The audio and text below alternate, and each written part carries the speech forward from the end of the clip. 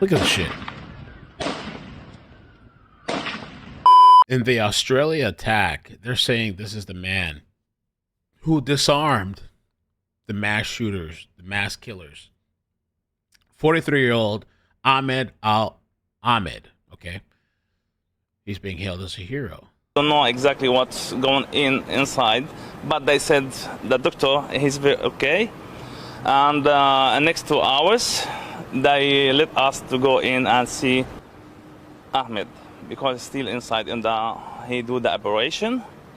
But we hope he will be fine. He's a hero, 100%. He's a hero, because what we see on the social media, he's 100% hero. To his shoulder? Yeah, he have 2 shots, one in his arm here and one in his hand. Hold on, so they shot the hero? The guy that disarmed the terrorist got shot? To his shoulder? Yeah, he have 2 shots, one in his arm here and one in his hand. And have you been able to talk to him today? No, because I come when I see what's happening, and I come here to see him, but they said he's not allowed to go inside because he have to make an operation, whatever. I'm still Okay, so this is somebody that knows the hero. I thought it was the guy, but yeah. waiting to see him. Well, there you go, some first-hand accounts. So that man was called Mustafa. That's the guy, He's the cousin of the man in the white shirt there. Oh, the cousin. Who tackled one of the gunmen and then turned his own weapon on him to keep... And I think he should have busted this. He should have shot this guy, but again, the fact that he stepped in alone is amazing, and I can't judge him for that or anything like that, but... Keep him on the ground for a brief few seconds. And other people on X were saying it too, like, I would have busted his ass. Forced him to scamper off. This man has saved lives. Let's not make any mistake about this. He disarmed one of the gunmen, as you can see there, who was firing in another direction. Look at him. He's come up behind him, grabbed him round the neck, used all of his weight as best as possible, tried to get him to the ground, but he's taken his weapon off him and turned it back on the gunman. Look at this guy pussyfooting around to the gunman. Confirmed by Mustafa is Ahmed Al-Ahmed, 43-year-old, married father of 2. He owns a fruit shop. And what's crazy to me is that these people have the balls to go into crowds of people, unsuspecting people, unarmed people, and start shooting. But the moment somebody fucking puts you in your place, bitch slaps you for the first time in your life ever, and points that very same gun to you that you've been pointing at all these innocent people, now you're scared? And then turned his own weapon on him to keep him on the ground now for a you're brief scared? few seconds. Look at this shit. Forced him to scamper off. This man has saved lives. Let's not make any mistake about this. He disarmed one of the gunmen, as you can see there, who was firing in another direction. Look at him. He's come up behind him, grabbed him round the neck, used all of his weight as... You should have backhanded. I wish you would have backhanded him too. Just backhand his ass. Best as possible, tried to get him to the ground, but he's taken his weapon off him and turned it back on the gunman. Now, the hero, confirmed by Mustafa, is Ahmed Al-Ahmed, 43-year-old, married father of 2. He owns a fruit shop in Sutherland, in Sydney Shire. No experience with guns, his cousin told us, was just walking past, and as a result, he's copped 2 bullets in the arm from one of the... No experience with guns. Other gunman who was perched up at a high position on one of the concrete bridges down there at the beach. Mustafa's saying he'll think he'll be okay. He's having surgery in the next 2 hours. There's poor Ahmed Al-Ahmed, who's paid the price for his heroism, but no doubt saved many... Now, who shot him? Was it the terrorists or the cops? ...other lives. A fruit shop owner walking by who's just done the right thing. Apparently, you can see here that, like, I guess the people were kicking the suspect. He's hit! Please help me! Fucking bash him! There you go. Yeah! Smash him. I wasn't sure what was going on earlier, but, like, yeah, they were walking up to the guy and kicking his ass. And, you know, people just get fed up. People just get tired of this shit. People are fed up. People are tired of waiting sometimes on law enforcement. Sometimes the public takes matters into their own hands because they're tired of this shit with the police and law enforcement, the corruption. It's bullshit.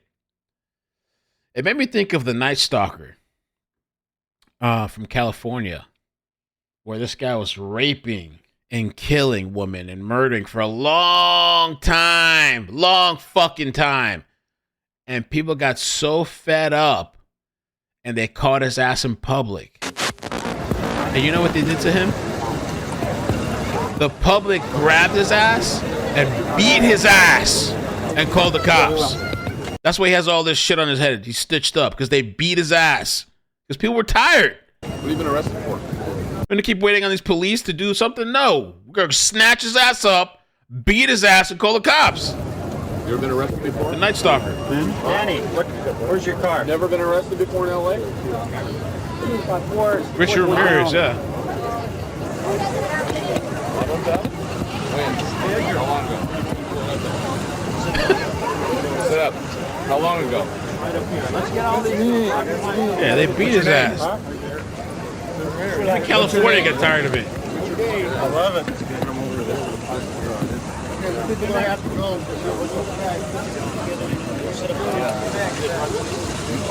Back up on the sidewalk, close, please. Go back. There's a lot more videos online. Some of them are pretty graphic. One of the suspects in the terror attacks on Bondi Beach, identified as Navid Akram, was one of the terrorist people here. You got a driver's license too. These terrorists got driver's licenses. Probably paying taxes. Probably voting and shit on EBT food stamps. I mean, I know it's Australia. I don't know what they got over there, but all right. So yeah, that's the latest with Brown University and the Australia thing. The Australia thing is pretty devastating though, too, because I mean, I think there's 2 dead with the Brown University and other people critically injured, but like Australia's 12 people dead. Well, why do they chop off people's head and hold women? Is Islam a religion of peace? Yes. Well, why do they chop off people's head and hold women back and throw homosexuals from the rooftops and they want to take over other countries? And they even say you can lie. They can say you can lie to the Can we just Christian. pause for a brief moment? Yeah. That doesn't work that way. I have my own perspective. If you have actual evidence to back up your claims, then we could have a conversation. Maybe I could describe where you are confused. How about Allahu Akbar? This means God is great. Right, when they're about to kill you, blow you up, or chop off your head, or make sure women don't drive, or cut off their private parts. And how about in the name of Allahu Akbar. All in the name of Jesus. My case. Christianity has far more bodies. That's not true. I mean, it is religion in general is just fucking violent as hell. I feel like so many people do crazy shit in the name of religion. That's true. It's absolutely true. No, I bet you would not go back to your country and say, I'm no longer a Muslim. Religion is like probably the most, I don't know, the most deadliest thing ever. I think just throughout history and stuff, people just kill for religion. They'll kill you. No, they wouldn't. She's a witch. Burn them all. Yes, they would. You have no idea about Turkey, do you? Is Islam a religion of peace? Yes. Well, why do they chop off people's head and hold women back and throw homosexuals from the rooftops and they want to take over other countries? And they even say you can lie. They can say you can lie to the Christian. Can we just pause for a brief moment? Yeah. That doesn't work that way. I have my own perspective. If you have actual evidence to back up your claim. If you have evidence, you just go online and look. That's all it is. Open your eyes and go look. Run.